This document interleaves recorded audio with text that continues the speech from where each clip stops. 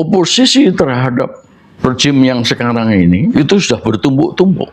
Sekarang mengatakan Prabowo itu gila dan kebijakannya gila. Kalau isi Prabowo, Gibran, Jokowi ini tidak jatuh, maka Indonesia akan rusak. Pemicu yang keadaan ekonomi kolaps, rakyat berbondong-bondong turun ke jalan. Kita harus aktif mendorong itu terjadi. Insya Allah sebelum tahun berakhir akan ada kejadian. Something will happen.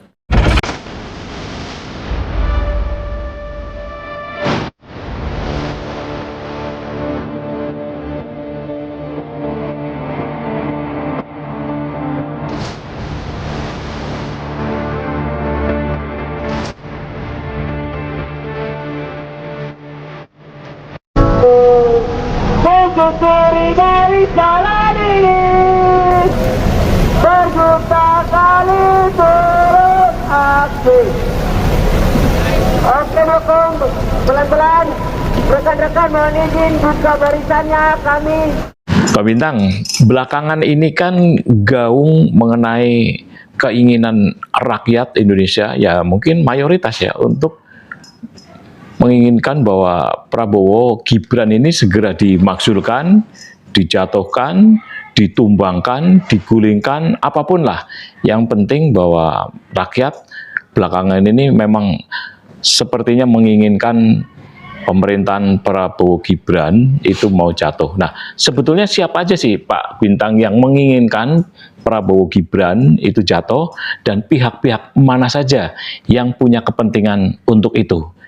Ya sebetulnya unsur mau menjatuhkan pemerintah itu tidak hanya sekarang aja, udah lama.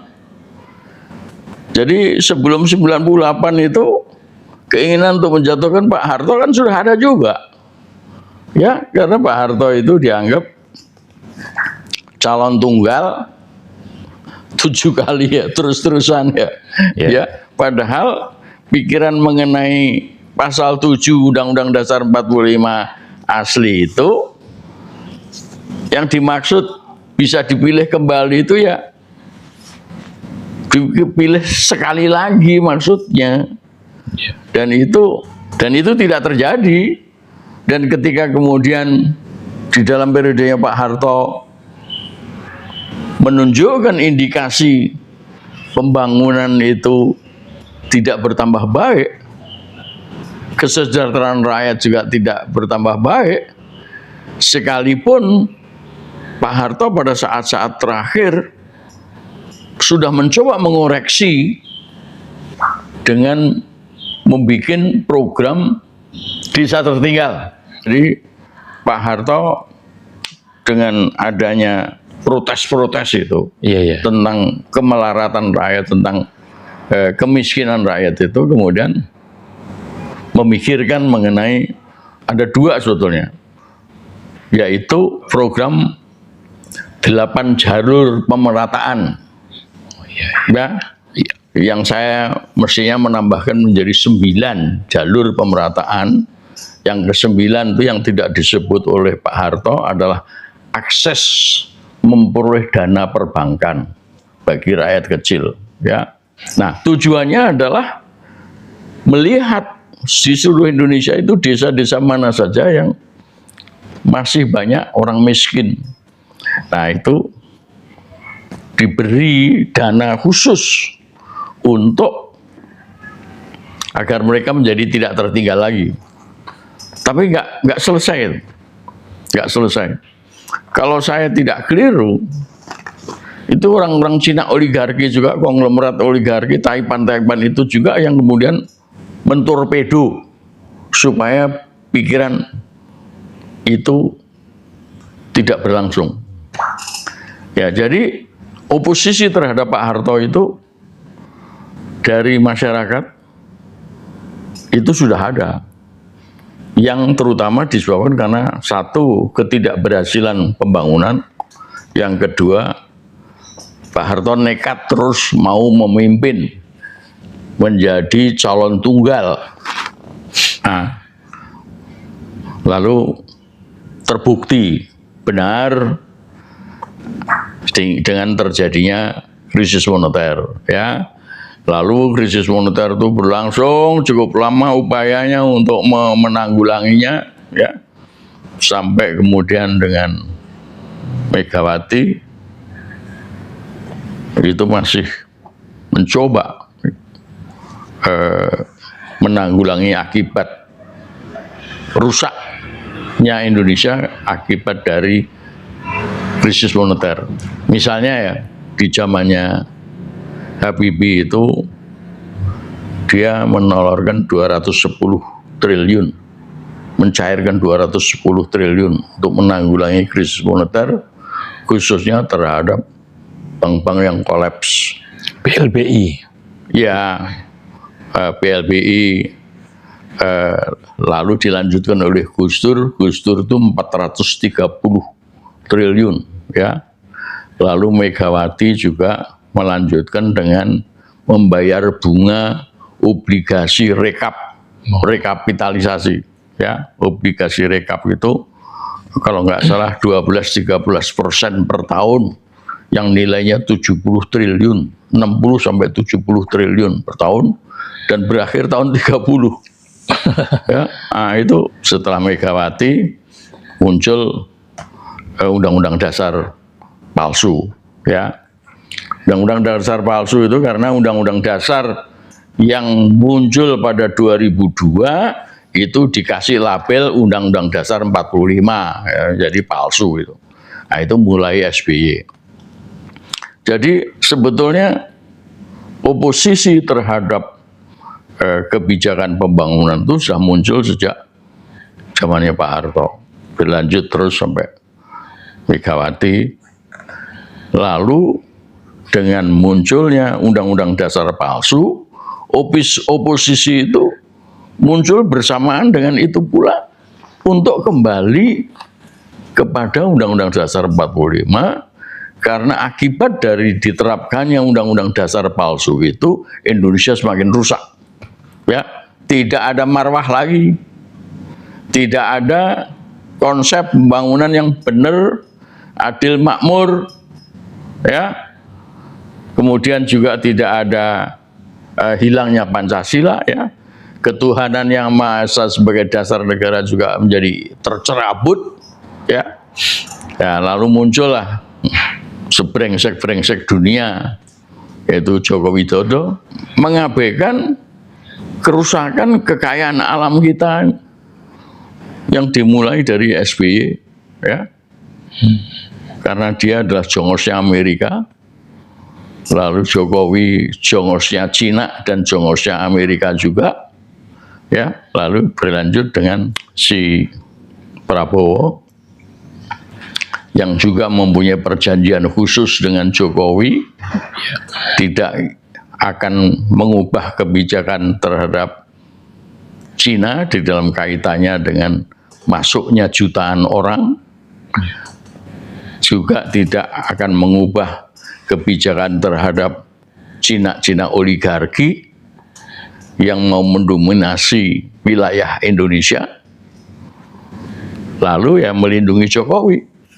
Itu perjanjian Jokowi dan Prabowo itu harus seperti itu. Sehingga dengan demikian oposisi terhadap rejim yang sekarang ini itu sudah bertumbuk-tumbuk, meliputi terutama dua hal: kebijakan terhadap dipakainya Undang-Undang Dasar palsu, undang-undang terhadap jalannya pembangunan yang mengabaikan kesejahteraan rakyat, ya. Terutama dua hal ini. Lalu ya tentu saja kita tidak bisa mengabaikan munculnya soal geopolitik, ya, dengan terjadinya perang, ya, Iran lawan Israel dan Amerika. Meskipun perang seperti itu, perang-perangan seperti itu sebenarnya udah lama terjadi juga, ya kan? Ya. Nah, khusus mengenai soal perang ini kan kemudian soal minyak. Indonesia yang semula adalah eksportir minyak malah sekarang itu menjadi importir minyak, ya. yang karena persoalan Selat Hormuz maka itu akan mengakibatkan terancamnya perekonomian kita, ya. Bahkan ancaman itu sebetulnya sudah dirasakan oleh Purbaya juga, sehingga dia mengatakan bahwa rejim ini akan jatuh, ya.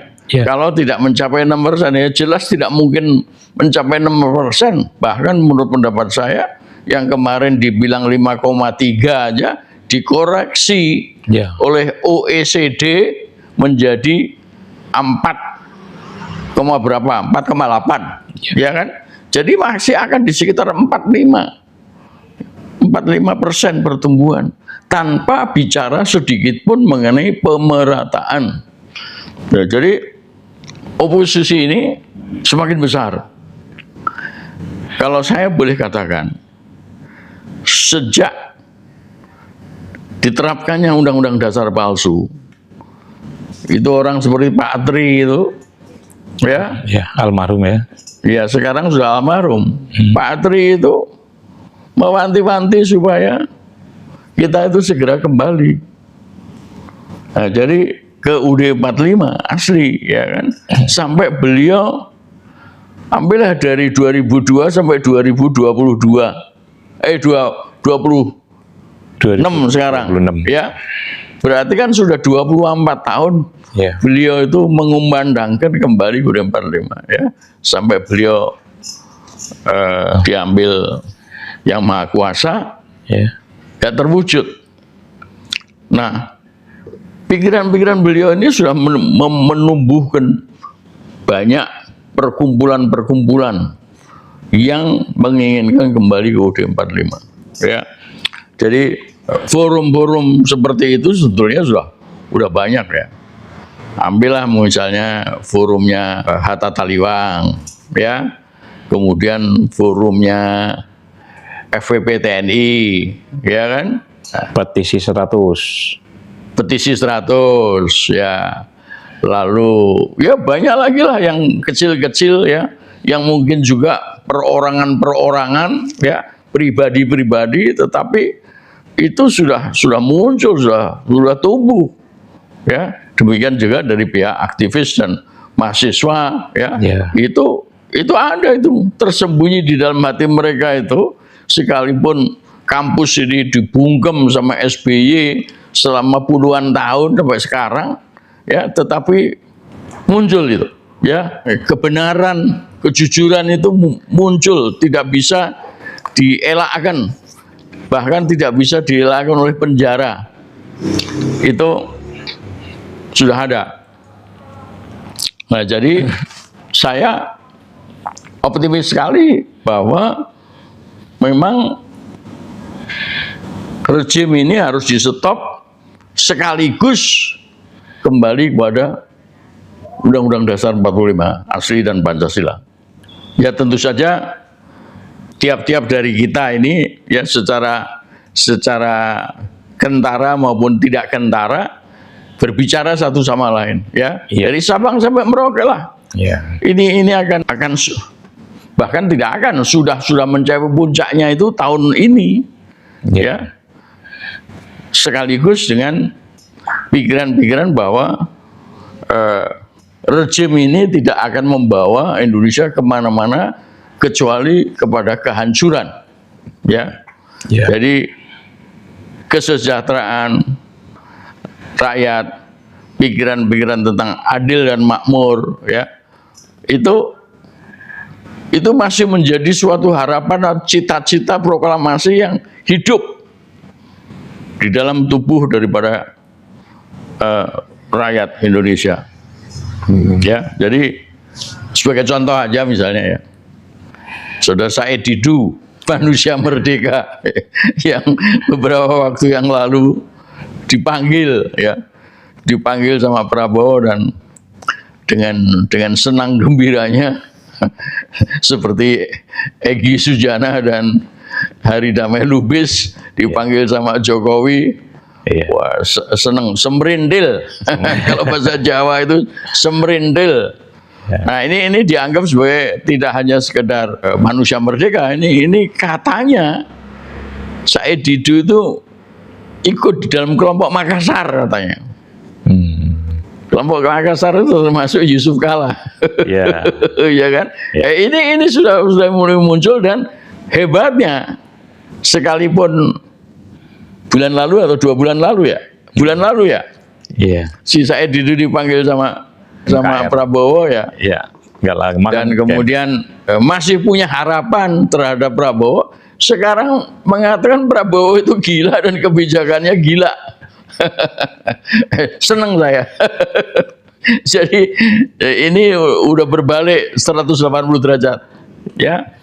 Ya, mungkin hampir 180 derajat ya. Mudah-mudahan segera 180 derajat dia berubah dan melakukan perlawanan. Lalu ada lagi yang namanya siapa? Saiful Mujani. Saiful Mujani ya, yang dulu adalah pendukung Jokowi ya. Iya, sampai sekarang. Hah? Sampai sekarang. Oh, sampai sekarang masih? Iyalah. Oh, dia masih pendukung Jokowi. Iya, kan Tetapi menolak Prabowo. kemarin katanya ada narasi bahwa dia mau. Iya, dia mengatakan mari kita jatuhkan Prabowo gitu, Iya. kurang lebih ya. Iya. Sehingga ada orang yang menuduh dia itu berbuat makar. Iya. Lah, saya sendiri kan selalu mengatakan mirip seperti itu. Saya mengatakan mari kita berbondong-bondong ke DPR MPR menuntut supaya kembali ke UUD 45 yang sekaligus juga menuntut Prabowo lengser.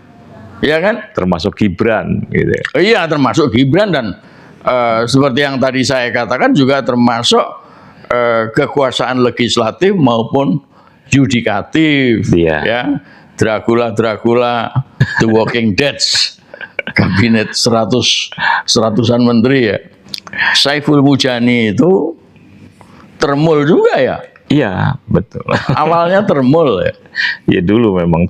Iya, ya, Kan dia awalnya memiliki lembaga survei yang selalu mendukung kesuksesannya Joko Widodo sampai Gibran kemarin. Oh iya, tapi ya itulah, mendapat hidayah. Iya. Mudah-mudahan mendapat hidayah ya. Iya. Artinya dia tidak hanya sekedar meminta Prabowo jatuh, tetapi ya rejim inilah ya, Iya. rejim undang-undang dasar palsu ini. Iya. Ya, ini jatuh ya. Ya, jadi kita masih menunggu kiprahnya lebih lanjut ya. Iya. Kalau begitu ya. Iya, karena mungkin ada yang mencurigai bahwa dia sebetulnya menginginkan Prabowo aja yang jatuh.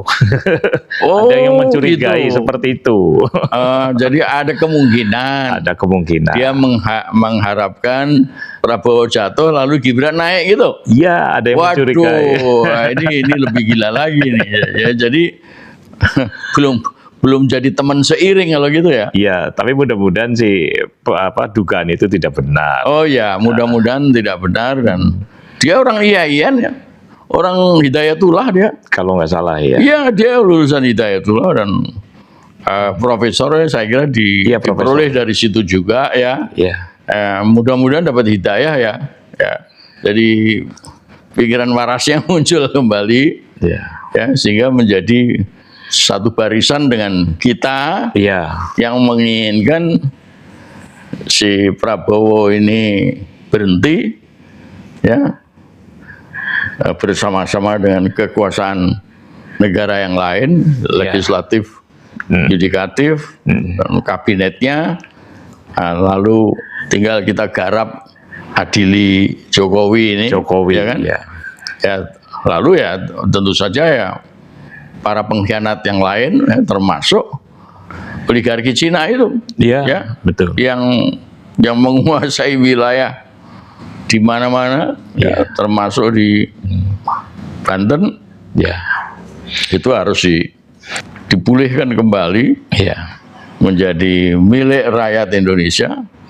Dan Cina-Cina yang nggak benar itu ya kita copot kewarganegaraan Indonesianya. Iya. Nah, yang lain ya kita pulangkan, Iya. kan begitu. Iya. Tapi itulah Iya. saya kira peranan dari Forum Purnawirawan Prajurit Iya. TNI itu yang semula ada di bawah Pak Tri Sutrisno itu Iya. beranak pinak Iya. ya, kemana-mana, sehingga kita masih punya harapan juga terhadap TNI dan polisi-polisi yang pikirannya masih waras, ya, untuk kembali mencapai cita-cita proklamasi 45. Ada satu lagi nih yang juga menarik kemarin, Koni Bakri. Oh iya, iya. Koni Bakri juga mengkritisi sangat keras Oh, terhadap iya. Prabowo, dan dia sekarang diserang oleh akun-akun robot, dan dia meminta kejelasan dari Prabowo apakah benar itu suruhan dari Prabowo sehingga dia Iya, iya, diserang. iya. Nah, itu juga termasuk ya dalam tanda petik menginginkan atau mengingatkan lebih tepatnya, kalau misalkan tidak seperti ini, Prabowo itu akan jatuh pada tahun kedua. Ya berarti betul bahwa tahun kedua ya tahun ini kan? Iya, iya, iya, betul. Nah, itu bagaimana nih? Iya, ya, saya kenal dari jauh ya si Koni ini ya. Ya. Waktu ada suatu pertemuan di Universitas Indonesia, ya. Kebetulan itu pertama kali ada pertemuan di sebuah gedung di pinggir danau UI. Oh, Jadi saya masih ingat betul tuh. Ada Rocky Gerung juga, ya. Jadi saya dan dia si Koni ini memang menunjukkan kebolehannya dalam bidang pertahanan negara. Mungkin karena mantan suaminya itu adalah jenderal. seorang jenderal ya. Iya. Kalau nggak salah kepala staf angkatan darat ya, Jajak Suparman. Ya, jadi mungkin dari situ Koni itu mempunyai wawasan yang cukup dalam ya, tentang pertahanan negara, dan dia juga kalau nggak salah dia menjalin hubungan dengan Rusia ya. Dia ngajar. Putin ya. Ngajar dia. Hah? Ngajar di Rusia. Iya, dia jadi akademisi di Rusia, ngajar di salah satu. Oh, ngajar ya. Iya. Ya, bagus lah ya. Dan dia tiba-tiba muncul dalam satu pernyataan yang mengatakan bahwa dalam waktu 2 tahun si Prabowo ini akan jatuh itu ya. Jatuh. Saya kira selain instingnya sebagai orang yang ahli dalam pertahanan negara, ya, tapi juga melihat berbagai macam kebijakan Prabowo ini seperti dikatakan Said Didu, gila-gilaan ya. Kalau saya memang dari sejak awal sudah mengatakan Prabowo itu nggak waras ya. Jadi apapun yang ditangani juga nggak waras, termasuk di dalam soal penanganan terhadap berbagai macam hal tentang negara, nggak waras ya. Apakah ekonominya, apakah sekedar soal keuangan dan antara, apakah soal kerakyatan, membangun koperasi, membuat rumah pakai genteng. Ya, ini udah gila ini orang gila ini, orang nggak waras. Jadi ya wajar kalau kemudian dia harus berhenti, ya. Pada saat kita melihat ya betapa hebatnya negara-negara baru, ya seperti Korea Utara, Vietnam sudah punya mobil sendiri, betul. Ya, dan rakyatnya puas dengan mobil tersebut, dan lebih suka membeli mobil sendiri daripada impor. Bahkan di sana juga ada pabrik-pabrik assembling mobil dari Jepang maupun dari Eropa, tapi mereka nggak mau beli, mereka lebih suka beli dengan produk sendiri, ya. Nah, lain dengan Indonesia. Nah, ini dari kebijakan yang macam begitu saja, kita sudah tahu bahwa ya kita menjadi pelongo-pelongo aja. Apalagi melihat Iran yang begitu gagah berani, ya, sampai-sampai Amerika terpaksa mencoba mengerahkan berapa 170.000 tentaranya untuk membebaskan tanda kutip Selat Hormuz, sedang berproses katanya sekarang. Tetapi dari situ saja kita sudah tahu bahwa perjuangan untuk menjadi negara yang merdeka dan berdaulat itu ya seperti yang harus dilakukan oleh Iran itu. Betul. Tapi kalau misalkan gini, Pak Bintang kan mengalami juga soal waktu sebelum kejatuhannya Pak Harto. Itu kan pasti eskalasi politik memanas dan terus naik. Terus ada puncaknya tahun 98, akhirnya rezim Pak Harto tumbang. Nah, kalau kita bicara tadi, sudah banyak yang melakukan kritisi, termasuk tadi soal munculnya Profesor Saiful Jamil yang tumben-tumbenan menginginkan Prabowo untuk jatuh ya kan. Nah, kira-kira apakah eskalasi yang sekarang ini sudah pada berapa persen? Terus kemudian apa tanda-tanda untuk sebuah proses terjadinya pergantian kepemimpinan secara yang tidak wajar? Yang ini lebih hebat. Kenapa? Karena Pak Harto itu ditakuti. Pak Harto itu dikelilingi oleh tentara-tentara, jenderal-jenderal, ya model Kop Kamtib sebagainya itu, ya, yang dengan gampang menangkap orang, lalu membawa ke pengadilan dan memenjarakan. Ya, jadi tidak cuma saya yang dipenjarakan, ya.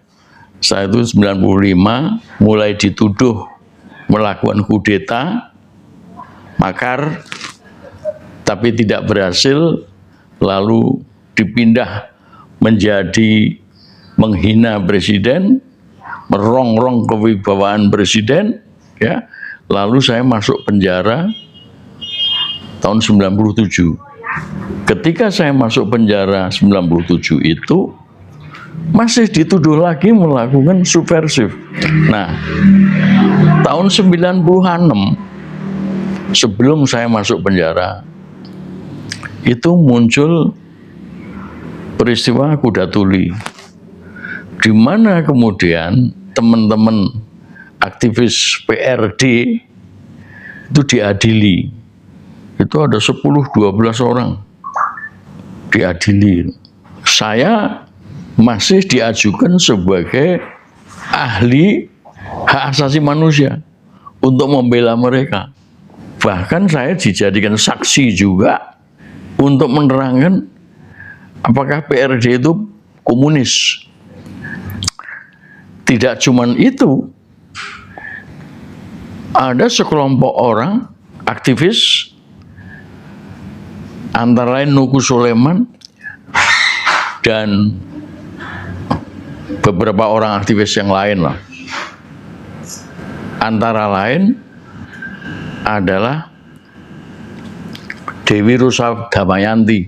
Itu ada sekitar lebih dari 10 atau 12 lebih, ya. Itu ditangkap di MPR karena menyampaikan pendapat rakyat, lalu diadili, lalu dipenjara rata-rata 1 tahun. Nah, tahun 95 mereka baru keluar dari penjara. Ini yang ditangkap oleh Kop Kamtib itu. Ketemu sama saya di Jerman. Di situ malah saya yang dijadikan target. Nah, jadi eskalasi oposisi terhadap Soeharto itu mirip seperti sekarang. Tetapi Soeharto menggunakan hukum, masih menggunakan jalur hukum lewat kepolisian, lewat pengadilan, dan kemudian penjara. Yang sekarang ini di luar hukum. Awal Agustus kemarin kan ada 1.000 orang. 900 sekian lah katanya ya. Tetapi rentetan penahanan itu masih jalan terus. Bahkan di luar Jawa pun jalan terus tuh, rentetan penahanan terhadap para aktivis yang berunjuk rasa awal Agustus tahun lalu. Sepertinya mereka ditahan. Tetapi yang kita tahu baru 5 orang atau 6 orang yang diadili. Lalu kemana mereka? Lalu pada akhir Agustus mereka diancam oleh Prabowo,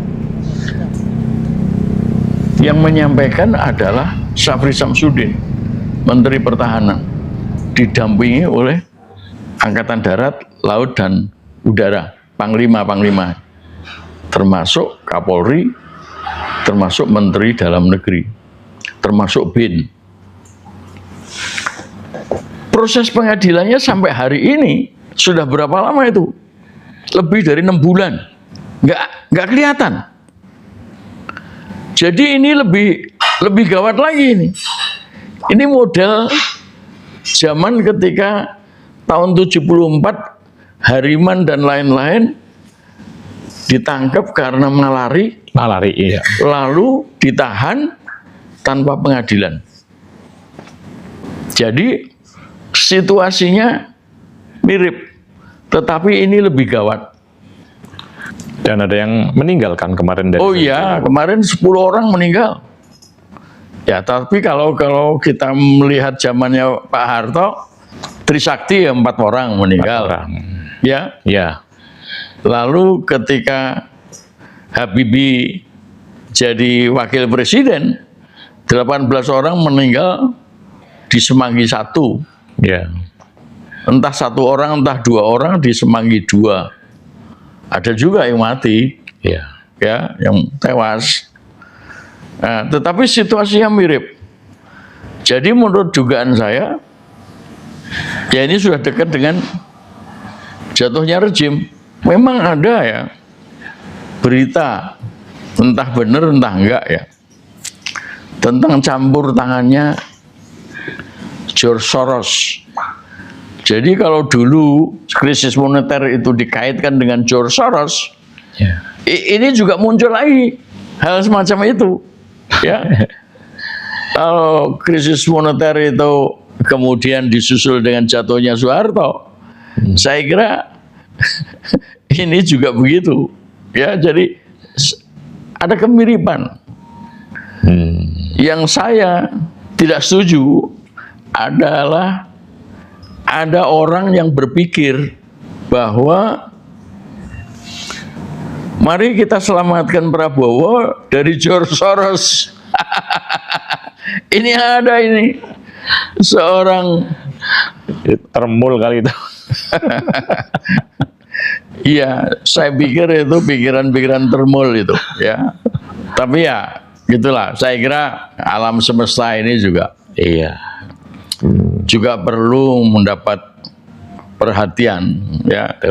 Karena alam semesta ini tidak menghendaki adanya kerusakan, kerusakan di muka bumi dan pertumpahan darah. Iya, betul. Dan mengalirnya darah, ya. Iya. Yang menurut pendapat saya ya ini perbuatan keji, perbuatan kezaliman, ya. Dan alam semesta ini akan dengan sendirinya akan menetralisir, ya. Ya. Itu semua, mengeliminir mereka, sehingga cita-cita mencapai kemerdekaan, proklamasi kemerdekaan 45 itu jadi terwujud. Kalau enggak, maka enggak akan terwujud. Yeah. Kalau si Prabowo, Gibran, Jokowi, lalu rejim Dracula-Draculi ini tidak jatuh, kekuasaan negara, legislatif, eksekutif, yudikatif tidak berhenti, maka Indonesia akan rusak. Jadi intinya kita tinggal menunggu pemicunya aja kalau kita lihat kalau eskalasinya sudah demikian rupa. Ya, pemicu yang pernah saya sampaikan itu adalah keadaan ekonomi kolaps, ya. Kemudian ya terjadilah suatu peristiwa di mana kemudian rakyat berbondong-bondong turun ke jalan. Ya, ya ini saja yang kita tinggal tunggu, dan sebetulnya tidak boleh kita tunggu, kita harus aktif, ya, aktif mendorong itu terjadi, ya demi generasi muda. Iya. anak cucu kita. Ya kalau saya kan sudah ada orang yang mengatakan saya ini udah bau tanah. Iya, ada tuh. Anak UI lagi. Insya Allah sebelum tahun berakhir, Iya. ya akan ada kejadian. Iya. Something will happen.